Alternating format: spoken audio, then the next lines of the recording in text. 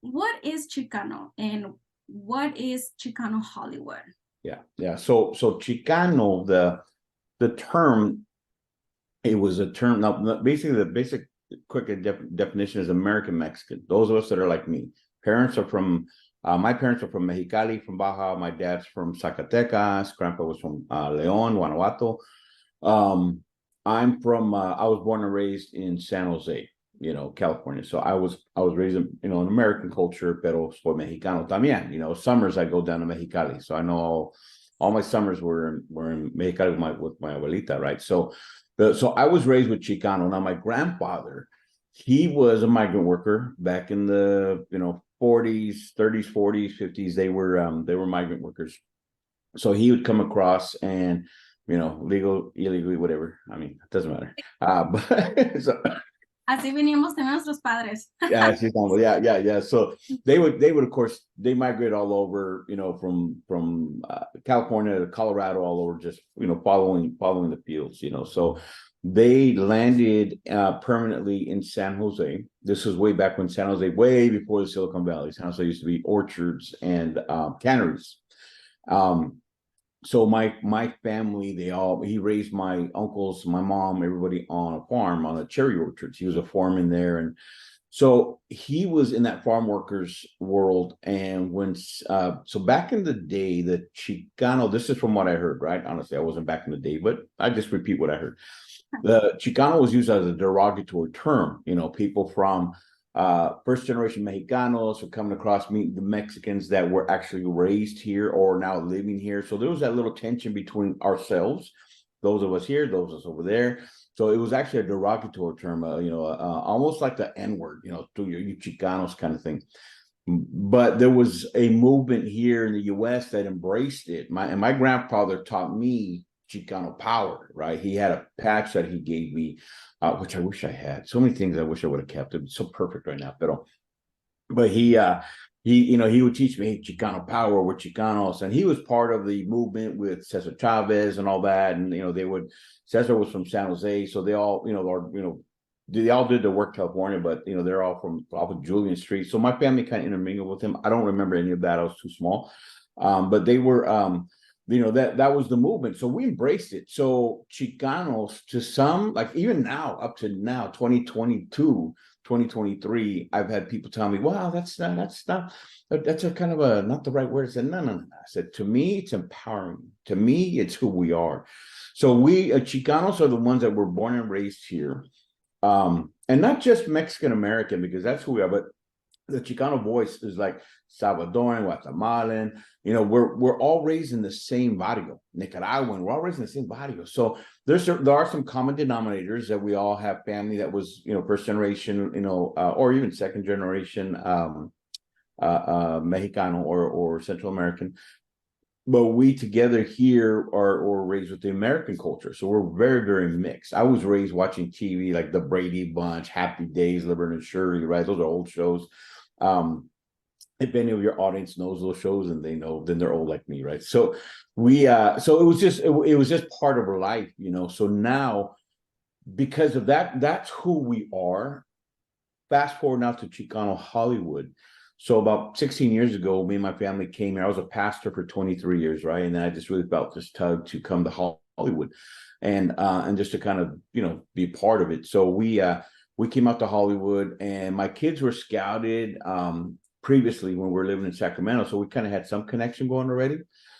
So we came out, we jumped in it. I started doing some acting, took classes at UCLA at their extension program. And then we just jumped in it, me and two partners. The first job we got was with a hip hop group called LMFAO. And they were, that song, I'm Sexy and I Know, and all that. So we were doing a lot of BTS for Red Food, and we traveled with him and so on. So that was cool. We just kind of got thrown right into it, Over 15 years, I would see all the ideas that we had, and we were, making relationships as well. A lot of our colleagues, I saw us all we're all knocking on the man's door, right? When I say the man, I'm not making a racial term like the white guy or nothing like that, but we're all knocking on doors. Hey, let us in, let us in. But the Chicano voice never had any place that was welcome per se. There was a louder voice, a Latinx voice, which is a very distinct, different type of voice, right? But it was a very loud voice. And I have a lot of respect to those that connect with that Latinx vibe, but that's not my voice. And a lot of my colleagues, that wasn't our voice. It's a different voice.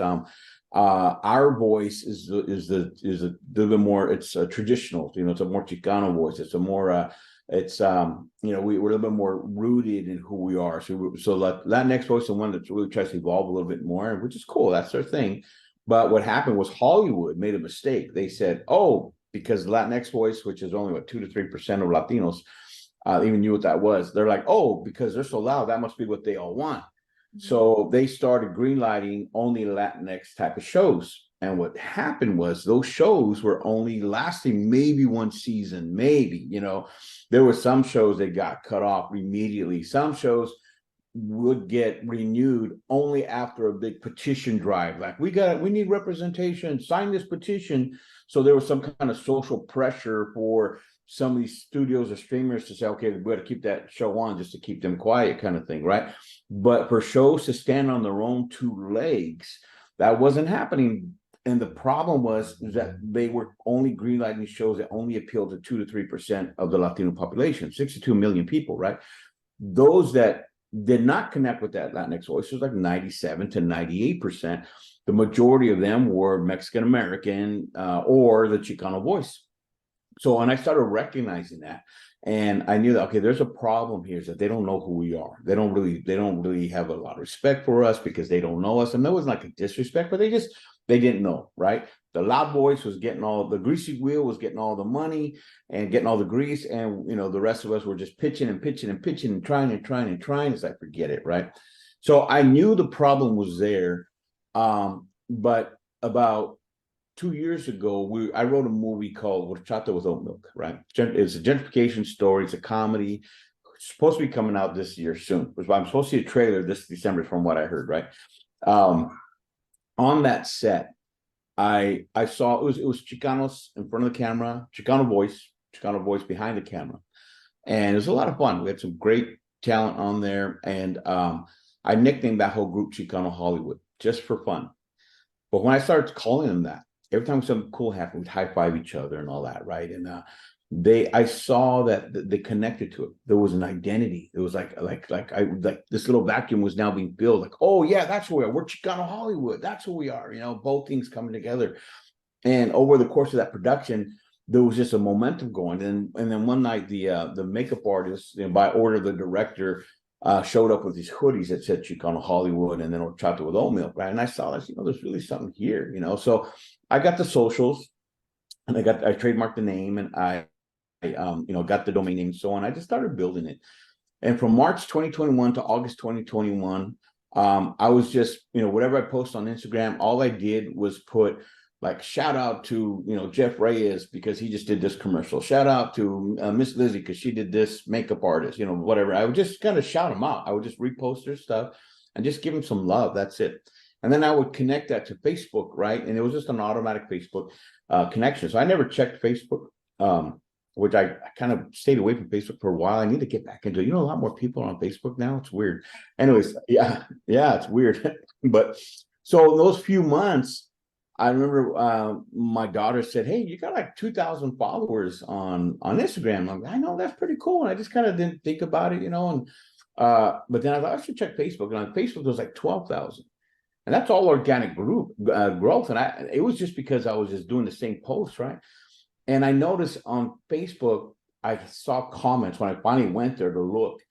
Hey, we need more Chicano sitcoms. Hey, how come we don't have more Chicano A-listers? We need more Chicano, stories. And I saw that. So to me, Facebook is the audience. Instagram, I had comments like, thank you for doing this. Thank you for the support. Thank you for, for all you're doing, for building us up, those type. And I got DMs from some studio level people that were like, hey, this is awesome. Now we have our own platform. Thank you so much. And so it just started building and building. And so I'm like, okay, what do we do with this? So I just kept doing what I was doing. I'm still producing at the same time, right? And in December 2021, I said, well, let's have a mixer. Let's just see who shows up. So we got a little spot, and I'm in a really small spot. And we put some money into it. And the next thing you know, we had this huge Christmas mixer. I mean, so huge, and I was like, oh my gosh, who are all these people? And I kept getting all these like, thank you. So this is awesome. We have our own thing. And it's just grown from there. One of the things at that mixer, over the course of time, I realized the only way that we're going to be able to get to the next level is when we are able to showcase our stuff and have a place, right? So I got some partners together and we launched our own streaming app. So we have our own Chicano Netflix or Chicano Hulu, right? And we started that so that our content creators can have a place instead of just making a short movie or making a feature and sticking it on YouTube and hoping people watch it. I tell them, put it on our streaming app, we'll promote it with you, and we'll start building that up, So we started doing that. And it's not making any money right now. I mean, I'm really honest with everybody. It's like, don't look at it as like a big money maker. It's not, because, you got to have a big following, but we're building it. So I said, just put your content on there. So I have like multiple films from El Paso. And so I have their own little genre, El Paso films. Of course, I have the horror, thriller, drama, all that kind of stuff, But to me, it's like, I want to showcase, I got people here in LA, filmmakers are saying this stuff. So I'll create their own little genres. Because I want them to be able to say, hey, especially to potential investors, I have my stuff on a streaming app instead of on just YouTube or Vimeo, So that's where it's all coming from. We do live events, we did the Elevate conference in September. Again, that sprouted because I did a producers lunch last June, and all I thought about was like, you know what, let's just get some producers together and we'll just chop it up, eat some tacos. That's it. So I Yeah, put a little. it's Go ahead. I don't want to keep talking. Go ahead. oh, no, it's fine. That's where it is here, but it's interesting how we definitely need a platform like the one you're doing. We're so many of us Yes. Yes. in total, if not one of the main ethnicities here in Los Angeles or in Oh, yeah. I'm done. Yeah. All California. it's crazy how we're so underrepresented, how we're still not where we want to be or where we should be. So Yeah. what you're doing is going to get there. I truly believe that. And it's incredible what you're doing because you're connecting all of us together in a way that no one else has really done it. Yeah. So it's amazing what you're No, doing. thank you. That's what, to me, I always say this, we were here first. Why are we last? I don't understand that. And to me, I'm like, and I don't fault people. A lot of people say, well, it's nepotism, it's all that. I'm like, I get it. We do the same thing, people, you're gonna hire your friends. I get it. What we got to do is continue to grow. We need more people like you that are getting this education on film. So you're prepping to be at the studio level. My daughter graduated from film school at Azusa. She's prepared to be at the studio level. There's guys like me that we're independent and we just kind of learn what's our level. We're just trying to figure it out on ourselves, and we learn that way. So our time is coming. I tell people that the future's brown. If you look at the stats, you look at the census, you look at all that stuff in the projections, Latinos are going to be the majority very soon. And so the future's brown. I don't say that to knock anyone else out. I don't say that to any kind of racist remarks at all, but I'm just saying what the future looks like. And the future is very Latino. Out of those Latinos, very Chicano. And so what we're doing is we're just encouraging our people to keep going, building. We did that producers lunch. I thought maybe 10, 15 people. We had 250 people show up. And I'm like, oh man, we didn't know what to do, but we had tacos and we had a great day. Yeah, it's so hard. Well, it still is hard for me personally to find connections in the industry. Honestly, I have no connections. I don't know anybody in the industry. I'm trying to produce at some point, right? But it's just so difficult for me to contact people and you never hear back, or it's just hard to get to know people or find someone that can probably just help you get to where you want to be. So for me, just sitting here with you is like, oh my god, it's no thanks and to yeah. I'm kind of giving a step to the ladder today and so forth. So Yeah. it's important to definitely network. And I think those events that you're doing work because like me, I had no connections. I still don't, but just it gave me that platform to even interview you, get to know other professionals in the industry and grow. So it's completely honorable what you're doing. So thank you. And No, and I'm excited for it. That's our mission, you know. yeah, There's enough of us in our world that we yeah, can produce any level movie. I mean, I was just talking to a special effects makeup artist. He's going to be teaching for us at our training day coming up, right? And this guy's done huge movies. Chicano guy, right? I know those LED screens, you know, new type of studios that they did The Mandalorian on. Well, there's another new studio owned by a Chicano guy. So we can do any level we want. The guys that are closest to me, friends of mine in our network, they're Guinness Book of World Record commercial that he made for NFTs, right? And amazing commercial, filmmakers, all that stuff. So bringing us together is just the major thing we have to do is come together. When we had that Elevate conference, we had Edward James Olmos, we had Louis Guzman, awesome people speaking. And I respect those guys, and they were such an affirmation to what we're doing. But the most important thing that happened there is that there were so many connections that were made. There were people there that I had no idea what their levels were. I mean, big people there, and I was so busy. And as a matter of fact, I was in a production at the same time, so I was in pre-production, working in between panels and all that. It was nuts for me, but there was so many people that were connected with major players there. I got a call the other day from a friend of mine. He's now a production designer on a $1.6 million movie. It's the biggest movie he's ever done. And he's a production designer because he was talking to someone there at the Elevate conference, right? And I'm like, oh my gosh, that's what it's all about. Coming together and elevating each other, you know. Training Day's coming up. And that's November 11th. And that's going to be, you know, I want to train 100 people with skills that they can start making money on. I mean, simple, how to be a PA, how to be a grip gapper, you know, writing, directing. So, you know, how to be an AD, that's a huge one. And I got Peter, a homie of mine, he's going to be teaching that. And he just AD'd for me, and he's freaking amazing, Cubano guy. And I said, bro, are you down to help me with training some Chicanos? He says, oh, heck yeah, I'm in. Amazing AD. He's going to train people. And to me, it's like, if people don't take advantage of that, they have no idea who this guy is and what he's done. But if they can come and learn, then they'll be able to make the rates that he's making, you know, and start getting on these bigger sets. So that's what we're about to do. You know, that's what we're doing. You as a producer, yeah, you need to come around. yes, I definitely saw that. I follow Chicano Hollywood on Instagram, and I see all the events coming up. And I don't recall how exactly I run into Chicano Hollywood. It was through social media for sure. Mm. And I just started following, and I started seeing all these events, and you know how people were gathering together, how the promoting of the new films or short films. And I'm like, oh, this is amazing. I think this is a place for me, right? Yeah.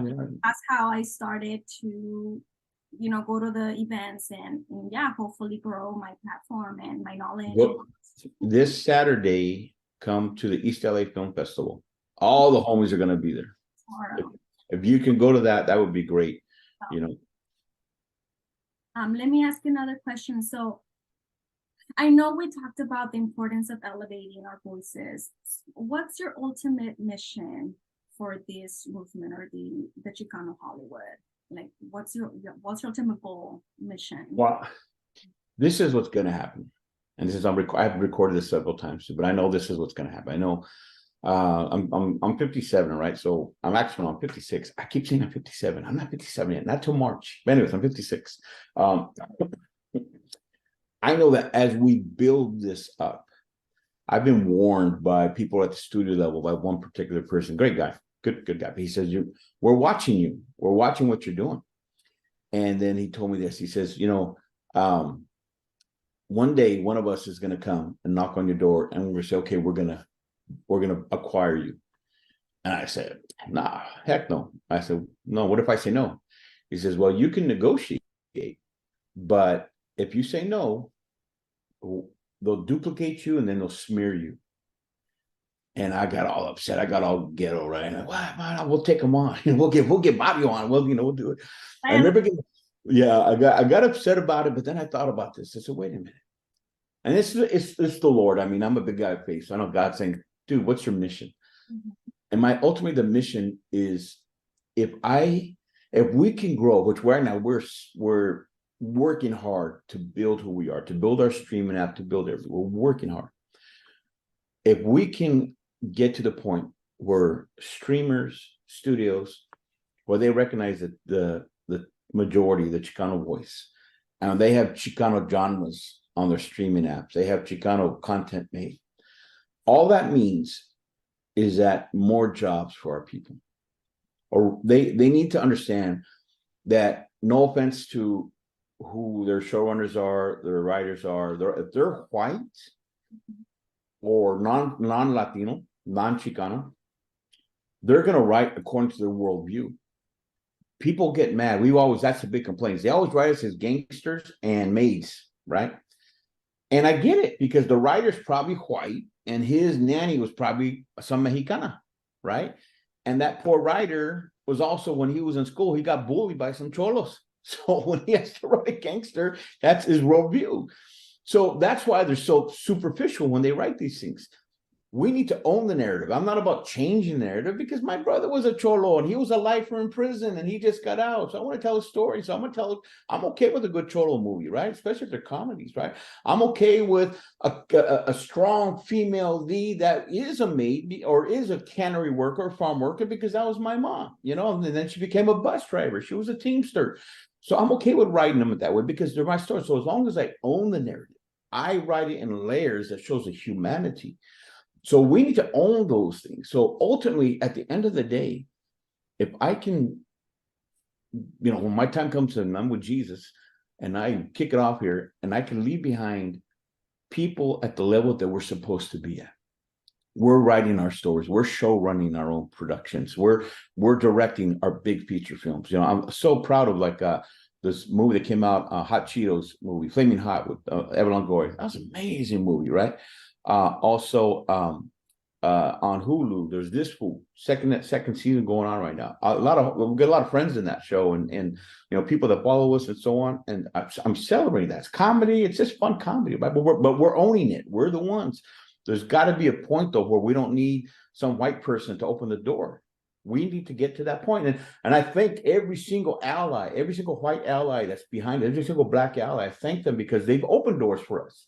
But there's a point where we got to open our own doors. And Brandon Maxwell from the Daily Chela, he has a quote, and I love. He's a homie. I love that guy. He says, "I would rather build my own castle than knock on the gate of someone else's that will never let me in."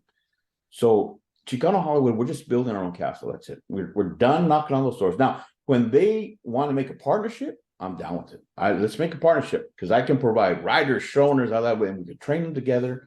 But until then, we are operating separately. We have our own streaming app. We have our own content creators. We have our own writers. We're training them ourselves, and we're going to operate separately. And and without, we don't need them. I'm also we're building an economic ecosystem within our small businesses as well, so that we can get the funding going to create more projects and so on. So right now I have 2 docuseries, one in post, a talk show in post. I have 2 docuseries that are almost done, and we're doing them ourselves. I didn't need anyone to green light them. People come up to me and say, "Hey, what's the process to get a movie in our streaming app?"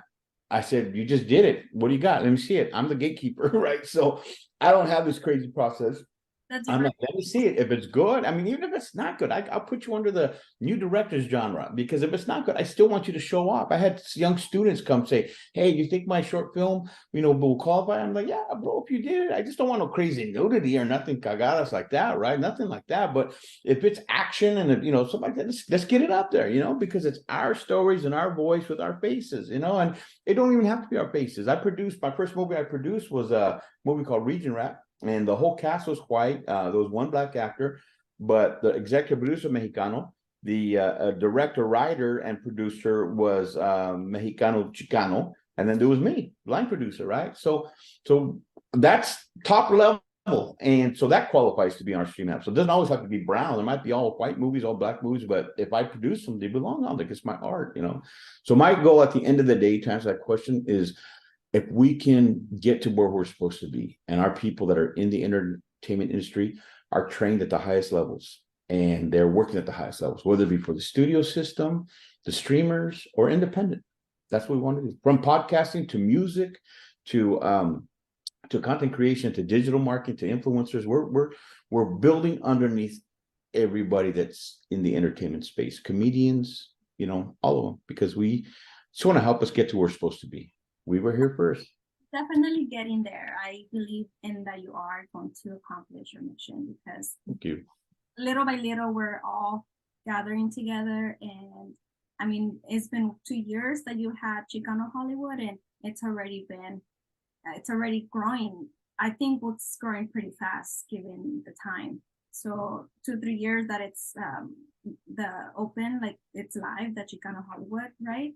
So Yes, we had some great growth, you know. Thank God for that. We had some really good growth, you know.